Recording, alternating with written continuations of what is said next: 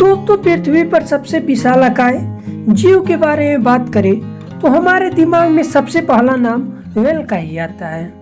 दोस्तों, यह इतनी बड़ी होती है कि इसका दिल ही करीब एक हाथी के बराबर होता है। और दोस्तों, यह देखा जाए तो नील व्हेल करीब 200 टन भार की होती हैं। पर जितना बड़ा इनका शरीर होता है, इसके बावजूद भी यह अन्य जीवों की तरह ही ये भी मर जाती हैं।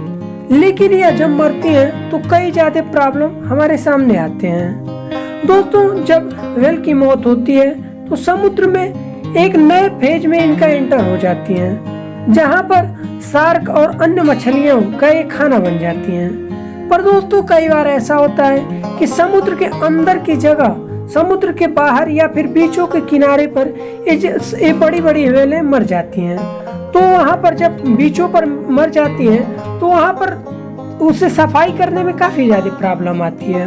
और यह कई बार ऐसा हो जाता है कि उसके शरीर यानी कि मरे हुए व्हेल का शरीर एक्सप्लोड कर जाता है, जिससे कि और ज्यादा बहुत ही प्रॉब्लम हो जाते हैं। दोस्तों, यही रीजन है कि डेड व्हेल काफी डेंजर हो जाती हैं। दरअसल ये कभी भी अचानक इनके अंदर गैस भर जाता है मरी हुई व्हेलों के, और वो अचानक एक्सप्लोड या फिर फट जाती हैं।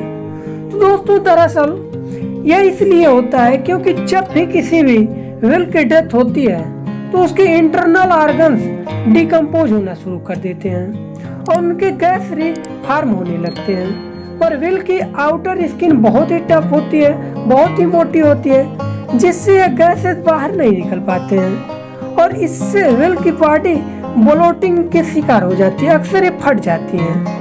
और जब भी आप बीच के ऊपर टकराती हैं तो अक्सर इनका क्या होता है, इनकी माउथ जो मुंह होता है वो बंद हो जाता है, जिससे कि प्रॉब्लम और ज्यादा बढ़ जाती है। दोस्तों, इसके लिए मरीन बायोलॉजिस्ट जो होते हैं वो व्हेल के बॉडी को धीरे धीरे काटते हैं ताकि इनके शरीर में जो गैसें होती हैं वो आसानी से निकल सके और जो व्हेल का शरीर होता है एक्सप्लोड ना हो।